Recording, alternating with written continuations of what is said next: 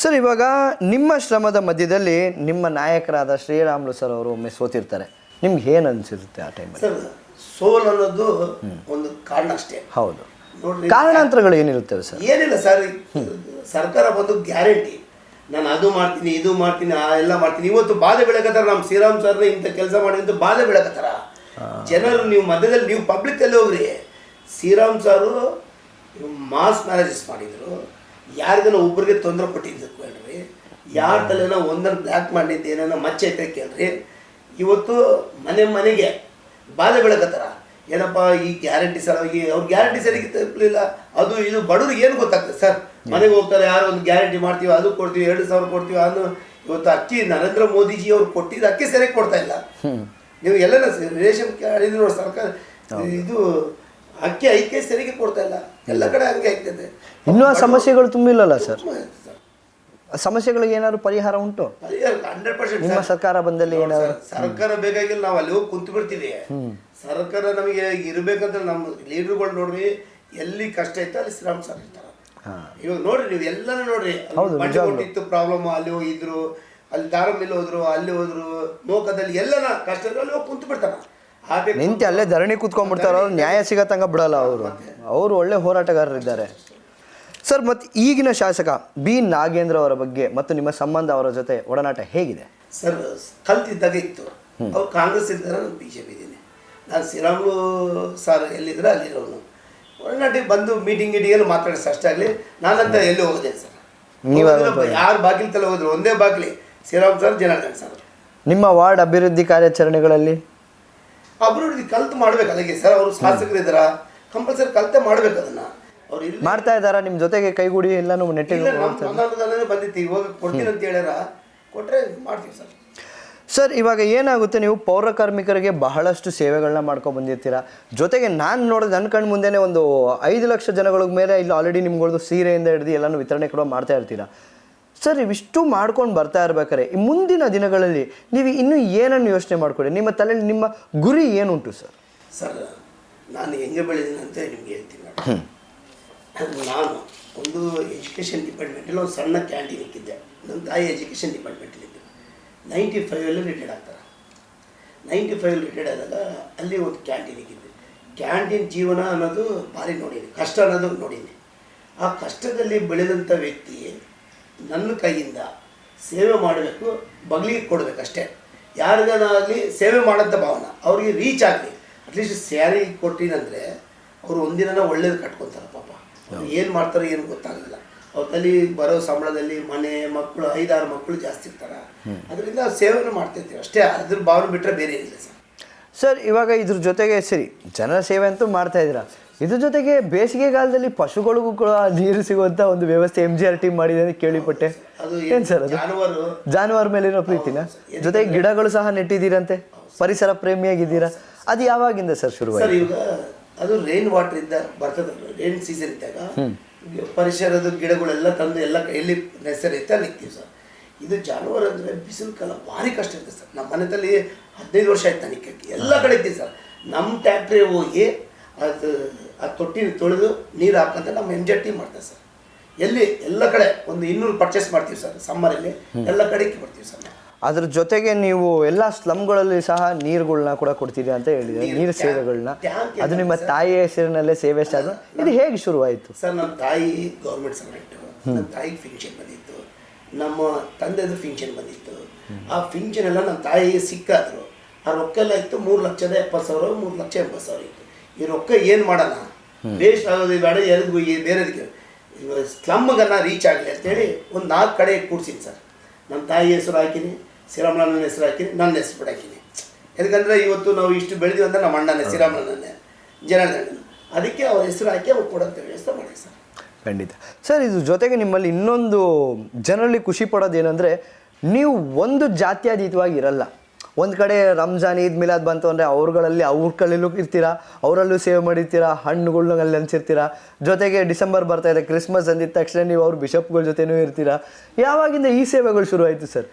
ಯಾವುದೇ ಥರದ ಪಕ್ಷ ಭೇದ ಭಾವಗಳಿಲ್ಲದೆ ನೀವು ಇದನ್ನು ಮಾಡ್ಕೊಂಡು ಹೋಗ್ತಿದ್ರ? ಗೋವಿಂದರಾಜ್ಗೆ ಜಾತಿ ಗೊತ್ತಿಲ್ಲದ ವ್ಯಕ್ತಿ ರಂಜಾನ್ ಟೈಮಲ್ಲಿ ಎಲ್ಲ ಮಸೀದಿಗಳಿಗೆ, ಸ್ವಲ್ಪ ಮಸೀದಿಗಳಿಗೆ 5 ಕ್ಯಾನ್ ವಾಟರ್ ಕಳಿಸಿದ್ವಿ ಸರ್. 2 ತಣ್ಣದು ಕೂಲ್ ವಾಟ್ರು ಮಾಮೂಲು ರಾ ವಾಟ್ರು 3 ಕ್ಯಾನ್ ಕಳಿಸ್ತೀನಿ. ಯಾಕಂದರೆ ಬೆಳಿಗ್ಗಿಂದ ಉಪವಾಸ ಇರ್ತಾರೆ. 30 ದಿನ ಮಾಡ್ತೀನಿ. 30 ದಿನ ಮಾಡಿ ಮತ್ತು ಅದೇ ರೀತಿಯಾಗಿ ಒಂದು ದಿನ ಎಲ್ಲ ಮುಸ್ಲಿಂ ಬಾಂಧವರು, ನನ್ನ ಫ್ರೆಂಡ್ಸ್ ಎಲ್ಲ ಮುಸ್ಲಿಮ್ ಚಿಕ್ಕ ಜನ ಇರೋದ್ರಿಂದ ಎಲ್ಲರೂ ಒಂದು 500 ಜನ ಕರೆಸಿ ಅವ್ರು ಊಟ ವ್ಯವಸ್ಥೆ ಮಾಡ್ತೀವಿ. ಬೆಳಿಗ್ಗಿನ ಜಾವ 3 ಗಂಟೆಗೆ ಅವ್ರಿಗೆ ಏನು ತಿಂತಾರೆ ಎಲ್ಲ ವ್ಯವಸ್ಥೆ ಮಾಡಿ ಅದು ಮಾಡ್ತೀವಿ. ಡಿಸೆಂಬರ್ 25 ಐತೆ ಬಿಷಪ್ದಲ್ಲಿ ಹೋಗ್ತೀವಿ, ಕೇಕ್ ಕಟ್ ಮಾಡ್ತೀವಿ. ಬಿಷಪ್ ಸರ್ ಕೂಡ ಎಂಡ್ರಿ ಜೀಸಸ್ ಸರ್ ಅಂತಿದ್ದಾರೆ. ಅವ್ರು ಏನು ಕೆಲಸ ಇದ್ರೆ ಗೋವಿಂದಲ್ಗೆ ಹೇಳ್ತಾರೆ. 100% ಗೋವಿಂದಲ್ಗೆ ಫೋನ್ ಮಾಡಿದ್ರೆ 5 ನಿಮಿಷಕ್ಕೆ ಅಟೆಂಡ್ ಮಾಡ್ತೀವಿ. ಖಂಡಿತ ಫಾದರ್ ಗೀದರ್ ಎಲ್ಲ ಮಾಡ್ತಾರೆ, ಹೋಗಿ ಅಟೆಂಡ್ ಮಾಡಿ ಬರ್ತೀವಿ ಸರ್.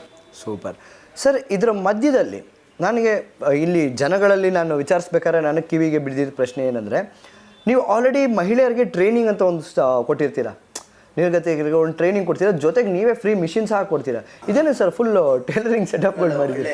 ಇದೇನಿದು? ಹಾಂ, ಒಂದು ನಮ್ಮ ಆಫೀಸ್ ಎದುರಿಗೆ ಒಂದು ಸ್ಲಮ್ ಐತೆ ಸರ್, ಗೋಯಗೇರಿ ಅಂತಾರೆ ಅದನ್ನ. ಓಕೆ. ಅವರು ಮನೆಗೆ ಹೋಗಿ ಕೆಲಸ ಮಾಡ್ತಾರೆ, ಪಾತ್ರೆ ತಿಕ್ಕೋದು, ಮನೆಗೆ ಕೆಲಸ ಮಾಡೋದು ಮಾಡ್ತಿರ್ತಾರೆ. ನಾನು ಕಣ್ಣಾರು ನೋಡೀನಿ, ಎಲೆಕ್ಷನ್ ಕ್ಯಾನ್ವಸಿಗೆ ಹೋದಾಗ ಕಣ್ಣಾರು ನೋಡೀನಿ. ಅಮ್ಮ ನೀವೆಲ್ಲ ಇದು ಮನೆ ಹೆಣ್ಮಕ್ಳಿಗೆ, ವಯಸ್ಸು ಹೆಣ್ಮಕ್ಳು ಬೇರೆ ತಲೆ ಕೆಲಸ ಮಾಡೋದು ಬೇಡ, ಅವ್ರಿಗೆ ಒಂದು 150 ಮಂದಿಗೆ ಟ್ರೈನಿಂಗ್ ಕಳಿಸ್ತೀನಿ ಸರ್. ಟೈಲರಿಂಗ್ ಟ್ರೈನಿಂಗ್ ಕಳಿಸಿ ಮಿಷಿನ್ ಕೊಡೋದು ವ್ಯವಸ್ಥೆ ಮಾಡ್ತೀನಿ. ಅವ್ರು ಮನೆಯಲ್ಲೇ ಜೀನ್ಸ್ ತೊಳ್ಕೊಂಡು ತಿಂಗಳಿಗೆ 15,000 ದುಡಿದೆ, 7,000 ದುಡಿದೆ. ಮನೆ ಕೆಲಸ ಮಾಡಿ ಅವ್ರು ಮನೆ ಕೆಲಸ ಮಾಡಿಕೊಂಡು ಬೇರೆ ತಲೆ ಕೆಲಸ ಮಾಡಬಾರ್ದು ಅಂತೇಳಿ ನನ್ನ ಭಾವನೆ ಅಷ್ಟೇ ಆಗಲಿ, ಬೇರೆ ಏನಿಲ್ಲ ಸರ್. ಇದು ನಾನು ಅದೇ ಹೇಳಿದ್ದೀನಿ ಸರ್, ನಾನು ಲೈವ್ ನೋಡಿದ್ರೆ ಕೆಲಸ ಮಾಡ್ತೀನಿ ಸರ್ ಅಷ್ಟೇ.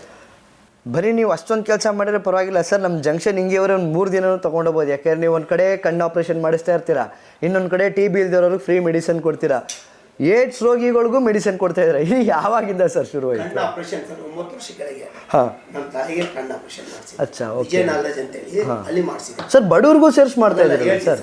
ನಮ್ಮ ತಮ್ಮ ಅಶೋಕ್ ತಲೆ ಕರ್ಕೊಂಡೋಗಿ ಅಲ್ಲಿ ಆಪರೇಷನ್ ಮಾಡಿಸ್ತೀವಿ.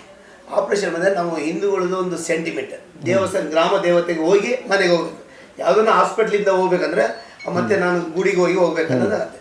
ನಾವು ದೇವಸ್ಥಾನಕ್ಕೆ ಬಳ್ಳಾರಿ ಗ್ರಾಮ ದೇವತೆ ಅಂತ ದುರ್ಗಮ್ಮ ಗುಡಿಗೆ ಬಂದೀವಿ, ಏಳುಮಕ್ಕ ತಾಯಮ್ಮ ಗುಡಿಗೆ ಹೋಗಿವಿ. ಹೋಗಿದ್ರೆ ಅವ್ರು ಭಿಕ್ಷೆದ್ರು ಅನ್ಬಾರ್ದು ಸರ್, ಅವ್ರು ಕುಂತಿರಲ್ಲ, ಅವ್ರು ರೊಕ್ಕ ಕೊಡಕ್ಕೆ ಹೋದ್ರೆ ಅವ್ರು ಕೈ ಹಿಂಗೆ ಎಕ್ಕಿದ್ರು. ಅಲ್ಲಪ್ಪ ನನಗೆ ಆಪ್ರೇಷನ್ ಮಾಡಿ, ಇವ್ರಿಗೆ ಯಾರು ಮಾಡೋದು? ನಾವೆಲ್ಲ ಸರ್ವೆ ಮಾಡ್ತೀವಿ ಸರ್. ಯಾವ ದರ್ಗದಲ್ಲಿ ಕುಂತಿರ್ತಾರ ಅವ್ರಿಗೆ ಒಂದು 1,000 ರೂಪಾಯಿ ಕೊಟ್ಟು ಕರ್ಕೊಂಡೋಗಿ ಆಪ್ರೇಷನ್ ಮಾಡಿ ಅಲ್ಲೇ ಬಿಟ್ಟು ಬರ್ತೀವಿ. ಚಸ್ಮಾ ಕೂಡ ಕೊಟ್ಟು ವ್ಯವಸ್ಥೆ ಮಾಡ್ತೀವಿ. ಇದು ಅದ್ಭುತ ಕೆಲಸ ಅಲ್ಲ ಸರ್? ಅದೇ ನಮ್ಮ ತಾಯಿಗೆ ಮಾತು ಕೊಟ್ಟಿದ್ದೀನಿ, 9 ನನ್ನ ಜೀವನ ಇರುವವರೆಗೆ ಪೌರ ಕಾರ್ಮಿಕರಿಗೆ ಬಟ್ಟೆ ವಿತರಣೆ ಮಾಡ್ತೀವಿ, ಅದೇ ರೀತಿಗೆ ಕಣ್ಣಿನ ಆಪರೇಷನ್ ಮಾಡ್ತೀವಿ. ಸೊ ಹಾಗಾದರೆ ಇವಾಗ ನಮ್ಮ ಪ್ರೀತಿಯ ಕಾರ್ಪೊರೇಟರ್ ಗೋವಿಂದರಾಜ್ ಸರ್ ಮಾಡ್ತಿರೋ ಎಲ್ಲ ಸೇವೆಗಳ ಬೆನ್ನೆಲುಬಾಗಿ ಹಿಂದೆ ಕಾಣದ ಕೈಯಾಗಿ ಆಶೀರ್ವಾದ ಮಾಡಿ ನಿಂತಿರೋದು ಸರ್ ಅವರ ತಾಯಿ. ಅವರ ಪ್ರೀತಿ, ಅವರ ಏನೆಲ್ಲ ಒಂದು ಆದರ್ಶಗಳನ್ನ ಹೇಳ್ಕೊಂಡು ಬಂದಿದ್ದಾರೆ ಅದನ್ನು ನಾವು ಇಂದಿಗೂ ಪಾಲಿಸಿಕೊಂಡು ಹೋಗ್ತಾ ಇದ್ದೇವೆ. 100%. ನಾವು ಹೆಂಗಿದ್ದೀವಿ ಇವತ್ತು ನೋಡಿ ಸರ್, ನನಗೆ ಒಳ್ಳೆ ದೇವರ ಆಶೀರ್ವಾದದಿಂದ ಬೆಳೆದೀನಿ. ನಮ್ಮ ಶ್ರೀರಾಮ್ ಸರ್, ಜನಾರ್ದನ್ ಸರಿಂದ ಬೆಳೆದೀನಿ. ಇವತ್ತು ಸೇವೆ ಕಲಿಸಿದಂಥ ಶಿವಶೇಖರ್ ಸರಿಂದ ಬೆಳೆದೀನಿ. ನಾವು ಈ ಸೇವೆನೇ ಅಷ್ಟೇ, ಸೇವೆ ಬಿಟ್ಟರೆ ಬೇರೆ ಏನಿಲ್ಲ ಸರ್. ಇವಾಗ ಈ ನಮ್ಮ ಕೋಲ್ ಬಜಾರ್ ಏನಿದೆ ಅಲ್ಲಿ ಬಹಳಷ್ಟು ಒಂದು ಪ್ರಮುಖ ಜನಾಂಗ ಅಂದರೆ ಮುಸ್ಲಿಂ ಜನಾಂಗಗಳಿದ್ದಿರ್ತಾರೆ. ಎಲ್ಲರೂ ಚೆನ್ನಾಗಿದೆ. ಹೌದು. ಅವ್ರಿಗೆ ಮತ್ತು ನಿಮ್ಮ ಒಡನಾಟ ಸಂಬಂಧ, ಪ್ರೀತಿ, ವಿಶ್ವಾಸ ಹೇಗಿದೆ? ಆಲ್ರೆಡಿ 3 ಸತಿ ಗೆದ್ದಿರ್ತೀರ. ಇವಾಗ ನಡೀತಿರುವ ಕಾರ್ಯಾಚರಣೆಗಳು, ಕೆಲಸಗಳು, ಇವಾಗ ನಿಮ್ಮ ಅನುಬಂಧ ಹೇಗಿದೆ? ಏನಿಲ್ಲ ಸರ್, ನಾವು 65% ಇದ್ದೀವಿ. ಅವ್ರು ನನ್ನ ವಾರ್ಡಲ್ಲಿ 35% ಇದ್ರೆ ಕೂಡ ಗೋವಿಂದಲ್ಲ ಓಟ್ ಹಾಕ್ತಾರ. ಅವರು ಓಟ್ ಆಗಿದ್ದಕ್ಕೆಲ್ಲ ಸರ್ 3 ಬಾರಿಗೆ ಎಲ್ಲ ಅವ್ರು ಒಂದೇ ಸರ್. ಸೇವೆ ಮಾಡೋದವನಿಗೆ ಯಾವತ್ತು ಸೇವೆನೇ, ಅಷ್ಟು ಬಿಟ್ಟರೆ ಬೇರೆ ಏನಿಲ್ಲ ಸರ್.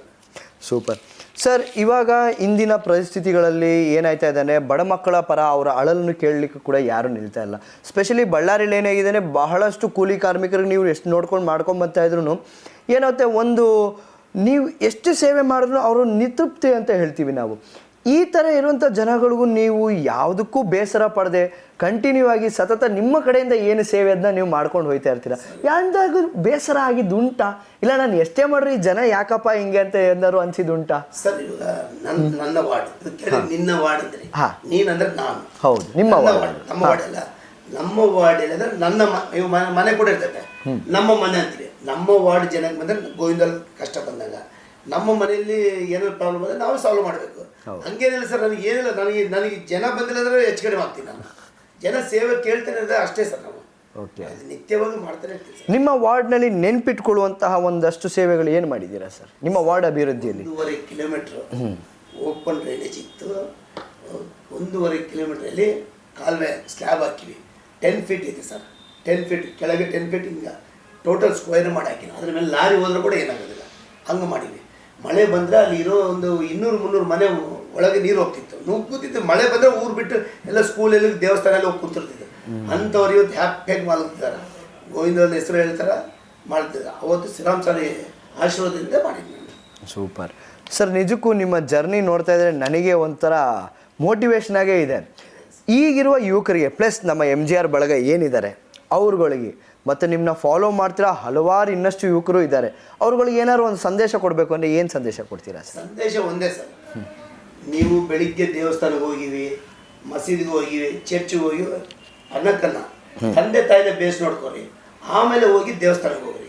ತಂದೆ ತಾಯಿಯ ರೂಪದಲ್ಲೇ ದೇವ್ರು ನೋಡಿರಿ, ಅದು ನೋಡ್ಬೇಕಂತೇಳಿ ವಿನಂತಿ ಮಾಡಿ ಹೇಳ್ತೀನಿ ಸರ್ ನಾನು. ಅದು ಫಸ್ಟು ನಮ್ಮ MGR ಟಿವಿಯಲ್ಲಿ ಬಂದಿದ ತಕ್ಷಣ ನಾವು ಅವನು ಏನು ಹ್ಯಾಬಿಟ್ ಇರಬಾರ್ದು, ಅವ್ನು ಕುಂತ್ಕೊಂಡು ನಮ್ಮ ಮಾತು ಕೇಳಬೇಕು. ಫಸ್ಟು ತಂದೆ ತಾಯಿನ ಬೇಸ್ ಯಾರು ನೋಡ್ತಾರೆ ಚೆನ್ನಾಗಿ ನೋಡಬೇಕು. ಅವ್ರು ಏನೇನಿಲ್ಲ ಸರ್, ತೊಂದರೆ ಕೊಡಬಾರ್ದು, ತೊಂದರೆ ಕೊಡಲಿಲ್ಲ ಅವ್ರನ್ನೇ ನಾವು ಮೆಂಬರಾಗಿ ಮಾಡ್ಕೊತೀವಿ ಸರ್. ನಿಮ್ಮ ಮೆಂಬರ್ ಲಿಸ್ಟ್ ತಗೊಬೇಕಾದ್ರೆ ನಿಮ್ದೊಂದಷ್ಟು ಗೈಡ್ಲೈನ್ಸ್ ಆ್ಯಂಡ್ ರೂಲ್ಸ್ ಇದ್ದೇ ಇದೆ.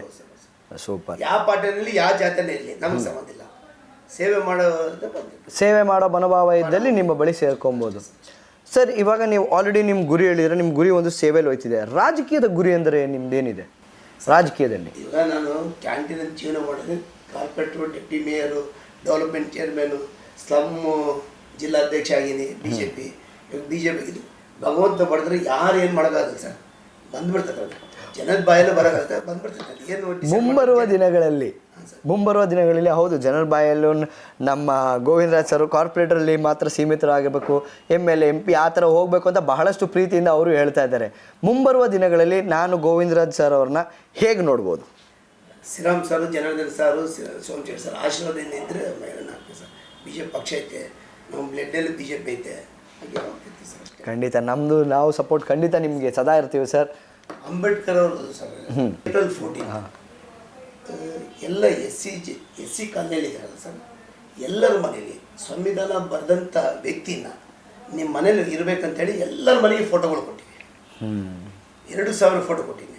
ಎಲ್ಲ ಮನೆಗೆ ನಾವೇ ಹೋಗಿ ಖುದ್ದಾಗಿ ಮನೆಗಳಲ್ಲಿ ಆ ಫೋಟೋ ಕೊಟ್ಟಿವಿ, ವಾಲ್ಮೀಕಿ ಫೋಟೋ ಕೊಟ್ಟಿವಿ, ಬಸವಣ್ಣನ ಫೋಟೋ ಕೊಟ್ಟಿವಿ, ಕನಕದಾಸ್ ಫೋಟೋ ಕೊಟ್ಟಿವಿ. ಎಲ್ಲರೂ 2500-3000 ಫೋಟೋ ದೊಡ್ಡ ಫೋಟೋ ಮಾಡಿ ಎಲ್ಲರ ಮನೇಲಿ ನೀವು ಹೋಗಿ ವಾರ್ಡ್ ವೈಸ್ ವಿಸಿಟ್ ಬರ್ತೀರಲ್ಲ ಸರ್, ಅವಾಗ ಕೂಡ ಕಾಣ್ತದೆ ಸರ್. ಖಂಡಿತ ನಿಜವಾಗ್ಲೂ ಸರ್, ವಿಸಿಟ್ ಬರೋದಿಲ್ಲ. ಆಲ್ರೆಡಿ ನಾವು ಸರ್ವೆ ಮಾಡಿದಾಗಲೇ ನಿಮ್ಮ ಬಗ್ಗೆ ಎಷ್ಟು ಚೆನ್ನಾಗಿ ಮಾತಾಡೋದು ಅಂತ ನಮಗೂ ಗೊತ್ತಿದೆ. ಯಾಕೆಂದರೆ ಜನರಲ್ಲಿ ನಿಮ್ಮ ಮೇಲೆ ಒಂದು ಪ್ರೀತಿ ಭಾವನೆ ಹೊಂದಿದೆ. ಏನಕ್ಕೆ ನೀವು ಬರೀ ಬಾಯಿ ಮಾತಲ್ಲ, ಕೆಲಸದ ರೂಪದಲ್ಲಿ ಜೊತೆ ಕಾರ್ಮಿಕರ ಜೊತೆ ನೀವು ಒಗ್ಗೂಡಿ ಕಾರ್ಮಿಕರಾಗಿ ಕೆಲಸ ಮಾಡ್ತಾ ಇದ್ದೀರಾ, ಅದು ಜನಗಳ ಕಣ್ಣಿಗೆ ಕಾಣಿಸ್ತಾ ಇದೆ. ಕಾಲ್ಬೇಲಿ ಇಳಿದ್ಬಿಟ್ಟು ಕಸ ಎತ್ತಿ ಬಿಡ್ತೀನಿ ನಾನು. ಕಸ ಅಂದರೆ ನೋಡ್ರಿ ಸರ್, ಎಲ್ಲ ಬೈತಾರ, ಅವ್ರು ಪೌರ ಕಾರ್ಮಿಕರಿಗೆ ಬೈತಾರೆ ಸ್ವಲ್ಪ ಜನ, ಅವ್ರಿಗೆ ಬುದ್ಧಿ ಕಲಿಸ್ಬೇಕಂತೇಳಿ. ಅಂದ್ರೆ ನಾವು ಕೂಡ 2 ಕೈ ಐತೆ, ಕಾಲು ಐತೆ, ಅವರು ಮನುಷ್ಯರೇ. ಅವ್ರು ಬಂದಿಲ್ಲ ಅಂದ್ರೆ ನಿಮ್ಮ ಮನೆ ಪರಿಸ್ಥಿತಿ ಏನು? ಈಗ ಅವ್ರು ಬೈತಾರಲ್ಲ ಸರ್, ನಿಮ್ಮ ಮನೆ ಪರಿಸ್ಥಿತಿ ಏನು? ಕಸ ಎತ್ಕೊಂಡು ಹೋಗಿಲ್ಲ, ನಿಮ್ಮ ಮನೆ ಪರಿಸ್ಥಿತಿ ಏನು? ಅದಕ್ಕೆ ನಾವು ಮಾಡ್ತೀವಿ ಸರ್. ನಿಜಕ್ಕೂ ಸರ್. ಸೊ ಹಾಗಾದರೆ ಮುಂದೆ ಬರೋ ದಿನಗಳಲ್ಲಿ ಗೋವಿಂದರಾಜ್ ಸರ್ ಇನ್ನೂ ಬ್ಯುಸಿಯಾಗಿ ಹೋಗ್ತಾರೆ ನಮ್ಮ ಕೈ ಸರ್. ಆ ಒಂದು ಮಟ್ಟದಲ್ಲಿ ಹೋದಾಗಲೂ ನಮ್ಮಂಥವ್ರನ್ನ ಮರಿಬೇಡ್ರಿ, ನಮ್ಮ ಚಾನಲ್ಗೂ ಬನ್ನಿ, ನಮ್ಮ ಜೊತೆಗೂ ಬೆಳೀರಿ. ಜೊತೆಗೆ ಇನ್ನೊಂದೇನು ಅಂದರೆ ಸರ್, ಇವಾಗ ಈಗಿನ ಕಾಲಘಟ್ಟಗಳಲ್ಲಿ ಏನು ನಡೀತಾ ಇದೆ, ಬಹಳಷ್ಟು ಸ್ಥಿತಿಗತಿಗಳು ವ್ಯತ್ಯಾಸಗಳು ನಡೀತದೆ. ಯಾಕೆಂದರೆ ಒಂದು ಕಡೆ ಈ ಹವಾಮಾನಗಳು ಇಲಾಖೆ ಇರ್ಬೋದು, ಅದರಲ್ಲೂ ಈ ಪರಿಸರಗಳು ಕಮ್ಮಿ ಆಗ್ತಿರೋ ಕಾರಣ ಈ ಬಿಸಿಲು ಇರ್ಬೋದು. ಬಿಸಿಲು ಕಾಲದಲ್ಲಿ ಬಹಳ ಬಿಸಿಲು ಆಯ್ತಾ ಇದೆ, ಚಳಿಗಾಲದಲ್ಲಿ ಭಾಳ ಚಳಿ ಆಯ್ತಿದೆ.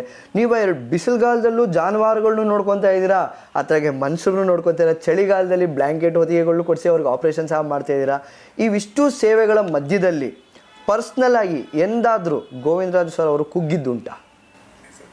ನೋಡಿ ಸರ್, ಬಿಸಿಲು ಕಾಲ ಬರ್ತದೆ ಅಂತಾರಲ್ಲ, ಎಲ್ಲ ಕಡೆ ಈ ಪಾಟ್ಸ್ ಇರ್ತಾವಲ್ಲ ಸರ್, ಏನಂದ್ರೆ ಗಡಿನ ಇಕ್ಕಿ ಒಬ್ಬೊಬ್ಬನ ಇಕ್ತೀವಿ ಸರ್, ಶೆಡ್ ಹಾಕಿ ನೀರು ಕೊಡೋಂಥ ವ್ಯವಸ್ಥೆ ಒಂದು 10-12 ಕಡೆ ಇಕ್ತೀವಿ. ಜನ ಎಲ್ಲಿ ಸರ್ಕಲ್ ಇರ್ತಾರ, ಅಲ್ಲೆಲ್ಲ ಬಿಸಿಲಲ್ಲಿ ನೀರು ಅಂದರೆ ಕ್ಯಾನ್ಸ್ ಬರ್ತಾವಲ್ಲ ಸರ್, ಆ ಕ್ಯಾನ್ ನೀರು ಹಾಕಿ ಎಲ್ಲರೂ ಸೇವೆ ಮಾಡ್ತಿರ್ತೀವಿ.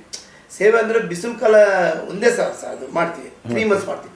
ಆಮೇಲೆ ಮತ್ತೆ ನಮ್ಮದು ನಾರ್ಮಲ್ ಆಗಿ ಇವತ್ತು ನಮಗೆ ಏನು ಹೆಲ್ತ್ ಪ್ರಾಬ್ಲಮ್ ಆಗಿಲ್ಲ, ಏನಾಗಿಲ್ಲ. ಜನರ ಆಶೀರ್ವಾದದಿಂದ ಹ್ಯಾಪಿಯಾಗಿದ್ದೀನಿ ಸರ್. ನನ್ನಲ್ಲಿ ರೊಕ್ಕ ಇರ್ಲಿಕ್ಕೂ ಹೋಗಲಿ ಹ್ಯಾಪಿಯಾಗಿರ್ತೀನಿ. ಜನ ಸೇವೆನೇ ಮಾಡ್ತಿರ್ತೀವಿ. ಕೊನೆ ಉಸಿರು ಇರೋದು ಜನ ಮಧ್ಯದಲ್ಲಿ ಇರ್ತೀವಿ, ಜನ ಮಧ್ಯದಲ್ಲೇ ಸಾಯ್ತೀವಿ ಅಷ್ಟೇ. Super sir. ನಿಮ್ಮ ಮರೆಯಲಾರದ ಒಂದು ಖುಷಿ ಘಟನೆ, ನಾನು ಯಾವತ್ತು ಈ ಖುಷಿ ಈ ಸಂತೋಷ ಬೇರೆ ಯಾವುದಕ್ಕೂ ಸೀಮಿತವಲ್ಲ, ನನಗೆ ಇದೊಂದು ಕಾರ್ಯ ಬಹಳ ಖುಷಿ ಕೊಡ್ತು, ನನ್ನ ಮನಸ್ಸು ತೃಪ್ತಿ ಆಯಿತು ಅಂತ ಒಂದು ಕಾರ್ಯ? ಈ ಏನಿಲ್ಲ ಸರ್, ಫಸ್ಟ್ ಟೈಮ್ ಗೆದ್ದಾಗ ಹಾಂ ನಮ್ಮ ತಾಯಿ ಬಂದಿದ್ರು ಕೌಂಟಿಂಗಲ್ಲಿ. ನಮ್ಮ ತಾಯಿ ಒಂದು ಅವ್ರ ಕೈಯಿಂದ ತೊಗೊಂಡಿದ್ದೆ. ಅದು ಭಾರಿ ಖುಷಿ ಆಗ್ತದೆ ಸರ್. ತಂದೆ ತಾಯಿ ದೇವರು ಬಂದಾಗ ನಿಜ, ಸರ್ ನಿಜ, ನಿಜ. ಫಸ್ಟ್ ನಮ್ಮ ತಾಯಿನೇ. ನನ್ನ ಬರ್ತಡೇ ಕೂಡ ಸರ್ ನಮ್ಮ ತಾಯಿ ಇರುವವರೆಗೆ ಎಲ್ಲರೂ ನಾವು 100 ಜನ ಹೋಗ್ತೀವಿ ಸರ್ ತಿರುಪತಿಗೆ. 100 ಜನ ಹೋದ್ರೆ ಕೂಡ ನಮ್ಮ ತಾಯಿ ಆಶೀರ್ವಾದ ತೊಗೊಂಡು ಹೋಗ್ತಿದ್ದೆ. ತಾಯಿ ಇಲ್ಲಂದ್ರೂ ಕೂಡ ತಾಯಿ ಹೆಸರಲ್ಲೇ ಅವ್ರು ಕೆಲಸ ಮಾಡ್ತಿರ್ತೀವಿ. ತಾಯಿ ಫೋಟೋ ಇಕ್ತೀನಿ, ತಾಯಿ ಹೆಸರಲ್ಲೇ ಮಾಡ್ತಿರ್ತೀನಿ ಅಷ್ಟೇ. ಬ್ಯೂಟಿಫುಲ್. ನಿಜಕ್ಕೂ ನನಗೆ ಏನಂತ ಹೇಳೋದು ಅಂತಲೇ ಗೊತ್ತಾಯ್ತಲ್ಲ. ಬಿಕಾಸ್ ತಂದೆ ತಾಯಿಯ ಪ್ರೀತಿ ಪ್ಲಸ್ ನಮ್ಮ ಹೆತ್ತವ್ರನ್ನ ನಾವು ದೇವರಾಗಿ ನೋಡ್ರಿ ಸ್ವತಃ ಎಕ್ಸಾಂಪಲ್ ಆಗಿ ನಮ್ಮ ಮುಂದೆ ಇದ್ದಾರೆ. ಈಗ ಅವರು ಕಾರ್ಪೊರೇಟರ್ ನೆಕ್ಸ್ಟ್ ಇನ್ನೂ ಎಲ್ಲೆಲ್ಲಿ ಹೋಯ್ತಿರೋ ಜನಗಳು ನಾವು ನೋಡ್ತಾನೆ ಇರ್ತೀವಿ. ಬಟ್ ಒಮ್ಮೆ ನಾವು ಅವರಿಗೆ ಗೌರವ ಕೊಟ್ಟು ಅವರ ಆದರ್ಶನ ನಾವು ಫಾಲೋ ಮಾಡ್ಕೊಂಡು ಹೋಯ್ತಾ ಇದ್ರೆ ಜನಗಳ ಪ್ರೀತಿ ಮತ್ತು ಆ ಭಗವಂತನ ಆಶೀರ್ವಾದ ಸದಾ ನಮ್ಮ ಬಳಿ ಇರುತ್ತೆ ಅಂತ ಹೇಳ್ತೀವಿ ಸರ್.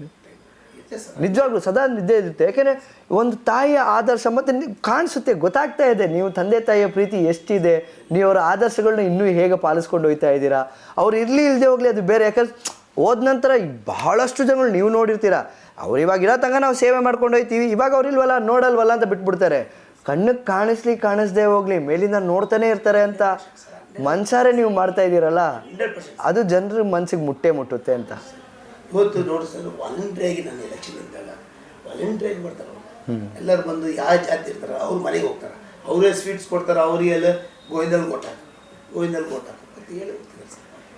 ಅದು ನಿಮ್ಮ ಪ್ರೀತಿ ಸರ್. ಅದು ನೀವು ಮಾಡಿರೋ ಕೆಲಸಕ್ಕೋಸ್ಕರ ಅದು ನಿಮಗೆ ಸಿಗ್ತಿರೋ ಒಂದು ಕಿಂಚಿತ ಗೌರವ ಅಷ್ಟೇ. ಆದರೆ 100% ಹೇಳ್ತೀನಿ, ಅದು 100 ಪಟ್ಟಲ್ಲ 1000 ಪಟ್ಟಾಗಿ ಬೆಳೆಯುತ್ತೆ. ಬಿಕಾಸ್ ನೀವು ಸದಾ ಜನಗಳ ಜೊತೆನೇ ಬರೀತಾ ಇರೋ ಕಾರಣದಿಂದ ಇದಿನ್ನೂ ಹೆಚ್ಚಾಗಿ ಹೋಗುತ್ತೆ.